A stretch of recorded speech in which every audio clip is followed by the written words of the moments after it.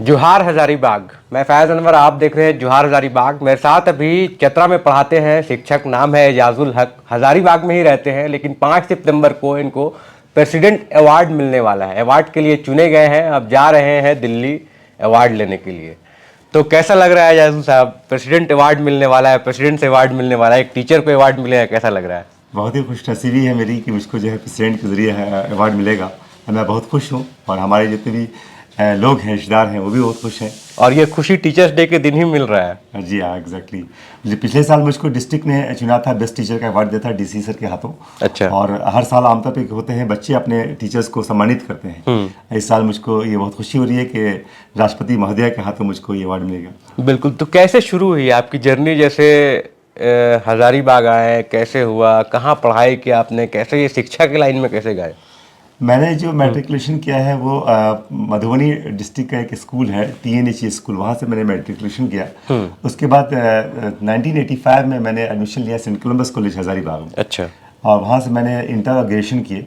अच्छा, किस सब्जेक्ट में किया ग्रेजुएशन आपने? मेरा जो है जूलॉजी ऑनर्स था। जूलॉजी में? जी हाँ। उसके बाद फिर जो है वो उसी बीच में यहाँ उस वक्त में एक फॉर्म भराया था टीचर्स का, प्राइमरी टीचर्स का। तो हमने उसको अप्लाई किया था और मैं कम्पटिशन की तैयारी के लिए JNU कैंपस की तरफ रवाना हुआ था। अच्छा। उसी बीच में 92 में ही उसका टेस्ट भी हुआ, BPSC ने लिया था। और 94 में हम लोग की बहाली हुई। अच्छा, 94 से ही आप मतलब टीचिंग लाइन में है? 94 में हमने जो बहाल हुए तो हमारी पहली पोस्टिंग जो है उर्दू प्राथमिक विद्यालय घोरीघाट में हुई। अच्छा। अब वहाँ मैं लगभग 2 साल तक रहा। और उसके बाद उत्क्रमित मध्य विद्यालय गजवा एक प्रतापपुर है, हाँ। उसमें है। तो लगभग 24 साल तक हमने गुजारे हैं। प्रतापपुर के नक्सली जो क्षेत्र हैं वहाँ हमने खिदमत दी है। वहाँ तो मतलब ये पूरा ट्राइबल बेल्ट में उस टाइम में जब इंटरनेट नहीं था, फ़ोन नहीं था, ट्रांसपोर्टेशन का साधन नहीं था, तो कैसे वो उतना टाइम वहाँ पे कैसा रहा, कैसा गुजरा? यकीनी तौर पे जिस वक्त मैं बहाल हुआ था तो उस वक्त मेरी सिर्फ उम्र जो है 22 साल की थी। अच्छा। आप सोच सकते हैं कि 22 साल यंग एज में उधर जाना। और वो एकदम कम्युनिकेशन का प्रॉब्लम था, ट्रांसपोर्टेशन नहीं थे, यहाँ तक कि जो है नदियों को पार के कपड़े उतार के जाने पड़ते थे। उस वक्त तो सैलरी भी बहुत कम होता होगा। उस वक्त में हमने जब ज्वाइन किया था तो 1990 रुपया थी हमारी सैलरी। अच्छा, तो उस टाइम सरकारी नौकरी कोई करना भी नहीं चाहता था, इस टाइम ऐसा दौर था। खासतौर से प्राइमरी टीचर्स में लोग जाना भी नहीं चाहते थे। बिल्कुल। लेकिन मेरे जहन में एक बात थी ना, मेरे फादर भी असिस्टेंट हेडमास्टर थे। अच्छा। तो एक तो ये बात है, दूसरी बात कि वो शिक्षक होना जो है हम लोग गर्व की बात समझते हैं। क्योंकि जो जितने भी संदेशवाहक होते हैं, जितने भी प्रॉफिट होते हैं, वो अपने आप को कहते हैं कि मैं शिक्षक बनाकर भेजा गया हूँ। बिल्कुल। तो इसलिए कि मुझको लगा कि मैं भी एक शिक्षक हूँ और ईश्वर ने मुझको एक मौका दिया है तो इस काम को मैं अंजाम दूँ। और लियो टॉल्स्टॉय की एक बात है कि present time is the best time and present work is the best work and present person is the best person. जो आप कर रहे हैं वो सबसे अच्छा काम कर रहे हैं। तो मुझको इन बातों को ध्यान में रख के मैंने काम शुरू किया वहाँ पे। अच्छा। और मुझको अच्छा लगा बच्चों के साथ काम करना और बच्चों के साथ जो है वो, तो मैंने इसको एक तो से पैशन हो गया मेरा। तो 24 साल उधर दे दिए तो अब तो वैसा कुछ चेंज लगता नहीं होगा आपको? हाँ? शहर से ट्राइबल बेल्ट या फिर आदिवासी एरिया या फिर नक्सल बेल्ट कुछ प्रभाव अब तो पड़ता नहीं होगा? कुछ नहीं हुआ वहाँ पे। लेकिन आपके वजह से क्या प्रभाव पड़ा उस एरिया में जहाँ पे टीचिंग की आप समझ सकते हैं एक डर होगा कि लोग पढ़ना नहीं आते होंगे, स्कूल में पढ़ाई नहीं करते होंगे, बच्चे को भेजते नहीं होंगे, तो उस टाइम में कैसे आपने वहाँ पे दीप जलाया बच्चों के बीच में? बहुत अच्छी बात है। उस वक्त में 94 जो 90s का जो दौर था ना, वो नक्सली प्रभावित पूरा था। चतरा डिस्ट्रिक्ट जो है बहुत ही नक्सली प्रभावित था, खासतौर से प्रतापपुर में तो बहुत ज्यादा था। लोगों का आना जाना मुश्किल था, ब्लॉक हेडक्वार्टर्स लोग नहीं जाते थे। लेकिन मैंने ये फील किया कि जो टीचर्स अपने काम में एकदम कर्तव्यनिष्ठ हैं और अच्छा काम कर रहे हैं तो कभी वो लोग डिस्टर्ब नहीं की। और मैं भी वहाँ 24 साल तक रहा तो कभी किसी ने पूछा भी नहीं कि आप कहाँ जा रहे हैं। अच्छा। उनको इन्फॉर्मेशन मिल जाती थी कि जो आदमी जा रहा है साइकिल से जा रहा है, ये आदमी क्या करता है और बच्चों को कैसे पढ़ाता है। यहाँ तक कि कहीं कहीं से ये बातें भी आती थी कि ये लोग जो है, चूंकि हम लोग 2 भाई थे वहाँ, तो दोनों भाई जो हैं बहुत ही कर्तव्यनिष्ठ हैं इस मामले में।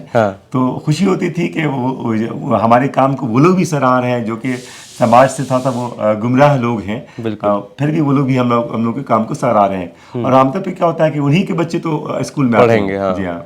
तो हमने वहाँ कोशिश की। वो एक शहर है ना कि जहाँ भी रहेगा रोशनी लुटाएगा, किसी चिराग का अपना कोई मकान नहीं होता। बिल्कुल। तो जहाँ भी चाहे वो घोरीघाट का मामला हो या गजवा का मामला हो, हमने कोशिश की कि उन बच्चों को खासतौर से जो अभिवंचित वर्ग के बच्चे हैं, डिसएडवांटेज ग्रुप के जो बच्चे हैं, मेरा ध्यान उन पर ज़्यादा रहा क्योंकि वो हाशिए पर के लोग हैं, वो फर्स्ट जनरेशन लर्नर हैं। तो हमने कोशिश की और उसका ये समरा है, उसका ये फल मिला कि आज जो है प्रेसिडेंट के हाथों मुझको नवाजा जा रहा है। बिल्कुल। तो हम लोग आते हैं थोड़ा प्रेसिडेंट अवार्ड पे। क्या होता है, कैसे चुनते हैं, प्रेसिडेंट अवार्ड मिलता कैसे है, क्या क्या चीज़ देखते हैं? हाँ सर, जितने भी टीचर्स हैं ना, आमतौर पे जो झारखंड में जो टीचर्स हैं, लगभग जो गवर्नमेंट स्कूल की जो टीचर्स हैं वो लगभग 35 से 50,000 टीचर्स हैं। वो उसमें तो वो उनका सेल्फ नॉमिनेशन होता है। अच्छा। वो खुद से एक नेट का जो वेबसाइट है उस पर सेल्फ नॉमिनेट करते हैं। कुछ क्वेश्चंस होते हैं जो उनको पूछना, उनके आंसर्स देने पड़ते हैं, उनका एविडेंस में कुछ फोटोग्राफ्स देने पड़ते हैं। अच्छा। कि आपने जो कुछ किया है, आपके पास फोटोज हैं, ऑडियोज हैं, वीडियोज हैं, तो उसमें आप उसको डालें। अच्छा। फिर उसके बाद डिस्ट्रिक्ट लेवल कमेटी जो है, उसमें डिस्ट्रिक्ट जो सिलेक्शन कमेटी है उसमें डीओज होते हैं और एक स्टेट का रिप्रेजेंटेटिव भी होता है और डीसी का एक रिप्रेजेंटेटिव होता है। वो उसको फिजिकल वेरिफिकेशन करके उसको स्टेट सिलेक्शन कमेटी के पास भेजते हैं। ठीक है। स्टेट का सिलेक्शन कमेटी डिफरेंट डिस्ट्रिक्ट से जो टीचर्स का नॉमिनेशन आया है उसकी बुनियाद पे, चूंकि झारखंड का जो है 3 टीचर्स हैं, उनको एक कोटा जो है 3 टीचर्स को भेजना है नेशनल जूरी के सामने। अच्छा, मतलब वो कि उनको अवार्ड दिया जाए ऐसा। हाँ। तो 3 टीचर्स का यहाँ से भी गया था और ये इत्तेफाक की बात है कि झारखंड से 3 टीचर्स में मैं भी था और चतरा के 2 टीचर्स गए थे। अच्छा। तो एक मनोज चौबे जी थे और एक मैं है और एक अंजू थी जो जमशेदपुर की। और नेशनल जूरी के सामने मेरा प्रेजेंटेशन हुआ। 7 मिनट का प्रेजेंटेशन होता है, 2 मिनट का जो है क्वेश्चन आंसर का सेशन होता है। अच्छा। तो हमने अपना प्रेजेंटेशन दिया। मेरा प्रेजेंटेशन बहुत ही अच्छा रहा था और वो एकदम मुझको, मैं उसी वक्त सेटिस्फाइड था कि मेरा जो प्रेजेंटेशन हुआ है अच्छा हुआ। हाँ। और जब रिजल्ट आया तो मुझको बहुत खुशी हुई कि मुझे चुना गया। लगभग 50 लोग पूरे इंडिया से चुने गए हैं इस बार, जिसमें आपका भी नाम उसमें दिया हुआ है। तो एक सर्टिफिकेट आया जिसमें लिखा हुआ था कि प्रेसिडेंट अवार्ड इनको मिलेगा। झारखंड से इनका नाम था एजाजुल हक। और प्रेसिडेंट अवार्ड के बारे में हम लोग बात कर रहे थे, तो क्या चेंज लाया आपने इन 24 सालों के बाद छोड़ दें अगर, तो अभी रिसेंट में टेक्नोलॉजी जब आया, आईसीटी की आप बात कर रहे थे, इन्फॉर्मेशन टेक्नोलॉजी कितना ज़रूरी है स्कूलों में, तो क्या बच्चों को आप मदद करें? पहले आप टीचर थे, टीचर से फिर ट्रांसफॉर्मेशन हुआ एज अ प्रिंसिपल, तो दोनों रिस्पॉन्सिबिलिटी अलग अलग थी, उसमें क्या बदलाव आया और कैसे आपने अलग जो ड्यूटी है वो दिया दोनों क्षेत्र में, मतलब टीचर रह के भी और प्रिंसिपल रह के भी क्या चेंज दिया? प्रिंसिपल तो एक ओवरऑल स्कूल को चेंज देगा, टीचर तो सिर्फ एक क्लासरूम में चेंज ला सकता है, तो वो दोनों में क्या चेंज लाया आपने? एक तो ये है कि कोविड को अगर मानते हैं ना तो 3 चीजें होंगी। एक तो प्री कोविड क्या मैंने किया आईसीटी का यूज, दूसरा कोविड के दौरान क्या यूज किया और कोविड के बाद मैं क्या करने जा रहा हूँ। तो कोविड से पहले जो है हमारे मैं जो आईसीटी का यूज़ करता था, तो आमतौर पे उसमें जो रेडियो है या टेलीविज़न के ज़रिए या एक तरह से एक प्रोग्राम चलता है इंग्लिश इज़ फन, उनको दिखा के टेप रिकॉर्ड के ज़रिए बच्चों को इस्तेमाल करता था। उस वक्त में मोबाइल का बहुत ही कम यूज़ हुआ था। लेकिन जब कोविड के दौरान आया तो उस वक्त में एक नीड हो गई मोबाइल की और आईसीटी की। हमने कंटेंट बनाने शुरू किए। अच्छा। डिफरेंट व्हाट्सएप के ग्रुप बनाए, जूम पे हमने बच्चों के क्लासेस लिए और हमारे कंटेंट को राज्य ने पसंद किया। अच्छा। और वो कंटेंट जो है पूरे राज्य के स्कूल्स में और व्हाट्सएप के ग्रुप जो हैं, मतलब आपने शुरू किया और सब जगह फिर उसको इम्प्लीमेंट कर दिया गया और उसको जो है डिफरेंट टीचर्स और भी बनाने लगे, तो उसको शेयर किया जाने लगा। तो कोविड के दौरान हम लोगों ने पढ़ाई को रुकने नहीं दिया। वो मतलब 2 साल बंद रहा तो पढ़ाई चालू रहा। जो बच्चे जिनके पास आईसीटी तक जिनकी पहुंच थी, एक्सेस थी, तो वो तो अपने मोबाइल के जरिए करते थे। लेकिन जिन बच्चों के पास, जो अभिवंचित वर्ग के बच्चे हैं जिनके पास मोबाइल नहीं था, उनके लिए हमने स्पेशल क्लासेस लेने शुरू की। अच्छा, तो वो कैसे किया? उनके मोहल्ले में जाते थे हम। कोविड-19 के जो अप्रोप्रिएट बिहेवियर है, मास्क लगा के जाना, उसका ख्याल रखते हुए हम लोग वहाँ पे क्लास लेते थे। वो आप उस वक्त के हमारे पास अगर फोटोज होंगे तो हम चाहेंगे कि आपको शेयर करें। बिल्कुल। हाँ। और मतलब आप लोग क्लास जाके लेने लगे? हाँ, लेने लगे उन बच्चों के लिए जो कि वो नहीं आए तो कोविड ना फैले, हम ही चल जाते हैं। वहाँ पे एक मेरा जो एक ये इनोवेटिव आइडिया रहा कि लर्निंग विथ लैंड। जिनके पास कुछ नहीं है, उनके पास मिट्टी तो है ना, तो मेरी माटी मेरी सीख।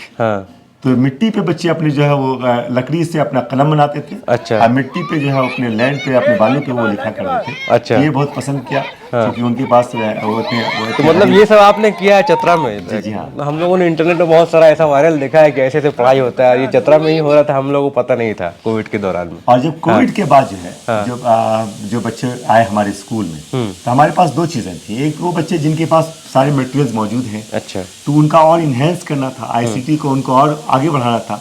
तो उन बच्चों के साथ हमने देखा कि ऑथेंटिक लर्निंग करने के लिए जो वास्तविक शिक्षण होता है, जिसको डे टू डे लाइफ में हम लोग जिसको इस्तेमाल करते हैं। एनसीएफ 2005 में एक बात कही गई थी कि connecting classroom knowledge to the world outside the classroom. बिल्कुल। माने क्लासरूम की कक्षा जो जानकारी है उसको तो बाहर की बाहर दुनिया ले से जाए। जोड़ना। हाँ।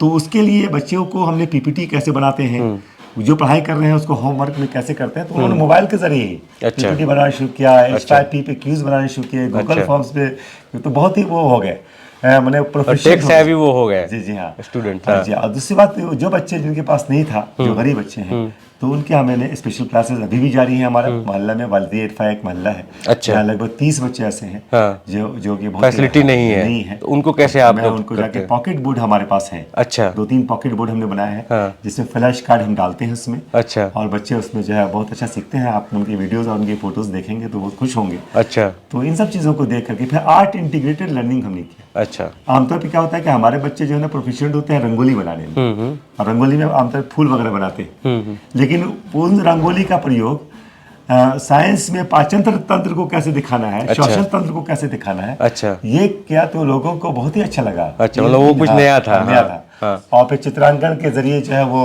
वाटर साइकिल को दिखाना, चित्रांकन के जरिए अगर फूल दिखाते हैं अलग मामला है, लेकिन वाटर साइकिल को दिखाया जाए, साइंस की चीज़ों को दिखाया जाए, तो ये पसंद आया बच्चों को। बच्चे उसमें बहुत ही रुचि लेने लगे, इंटरेस्ट लगा उनको।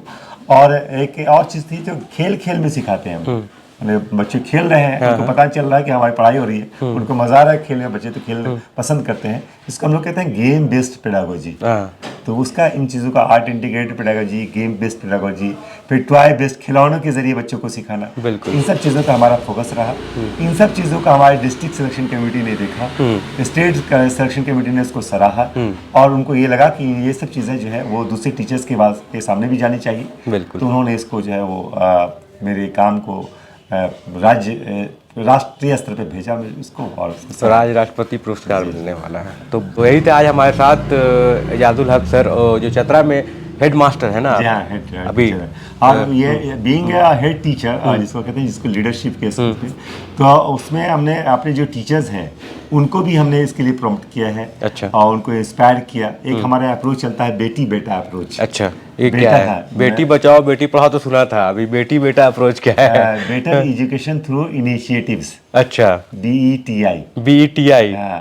Better initiative through activities. अच्छा, मतलब उसका पूरा नाम दे दिया है। हमने कहा कि टीचर्स आप तो पढ़ाते ही हैं, आप एडिशन के सब्ट्रैक्शन करते ही हैं, लेकिन इसको अगर बच्चों को एक्टिविटीज के जरिए सिखाएंगे तो बच्चों को मजा आएगा। तो ये नया कंसेप्ट आ गया है ना, better education through activities and initiatives, है ना, ये नया चीज है।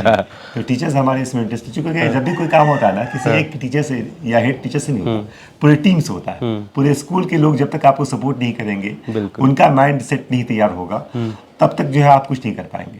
तो अपनी टीम को लेकर चलना भी एक बड़ी जिम्मेदारी होती है एक लीडर की, टीम लीडर की। और मेरा ये टीचर्स से एक अपील होगा, जो भी टीचर्स अगर आप देख रहे हैं, कि सबसे पहला कि आप अपना एक पर्सनल डेवलपमेंट कीजिए। जिस कंटेंट के आप टीचर हैं उनका पर्सनल डेवलपमेंट कीजिए, उसको टेक्नोलॉजी से या पेडागोजी से उसको ऐड कीजिए। इसको हम लोग कहते हैं TPAC method, technology, pedagogy and content को तीनों को मिलाकर जो नॉलेज होता है उससे क्लासरूम के ट्रांजेक्शन में जाइए आप। उसके बाद अपना प्रोफेशनल डेवलपमेंट भी कीजिए। हमेशा आपका प्रोफेशनल डेवलपमेंट होना चाहिए, हमेशा लर्निंग कीजिए, आप सीखते रहें। आप बीइंग ए टीचर आपको हमेशा सीखना है, आपको लीड करना है अपने समाज को, अपने देश को। अपने देश को अगर विश्व गुरु बनाना है आपको, तो आपको हमेशा सीखना होगा, ताकि आपके बच्चे का अपडेट होता रहे। नई नई टेक्नोलॉजीज़ आ रही हैं, आपको अपडेट होना पड़ेगा, अपने स्किल्स को, अपने स्केल को, अपने स्पीड को बढ़ाना होगा। बिल्कुल। तो देखिए किस तरह से एजाजुल हक साहब ने बताया कि कैसे अपने आप को और अच्छा बनाना है। आप खुद अगर टीचर हैं तो एक एक्स्ट्राऑर्डिनरी आपको होना पड़ेगा, तभी स्टूडेंट्स को कुछ दे पाएंगे। तो यही है, सोसाइटी में आपको और अच्छा बनना है तो हर दिन आपको अपडेट रहना पड़ेगा, तभी आप और बेटर कर सकते हैं। तो हम लोग बात कर रहे थे हजारीबाग के शिक्षक से, जिनको 5 तारीख को प्रेसिडेंट अवार्ड मिलने वाला है, और ये बहुत बड़ी बात है। 24 साल तक नक्सल प्रभावित क्षेत्र में काम किया और नए नए टेक्निक्स जो है छात्रों को, ऐसे छात्रों को जो मतलब वंचित थे और बहुत सारी फैसिलिटीज़ नहीं मिल पाती थी, उनके साथ काम किया और एक अच्छा विकास जो है उस क्षेत्र में टीचिंग के मामले में किया है। बहुत बहुत शुक्रिया आपका हमारे शो में आने के लिए। धन्यवाद, शुक्रिया।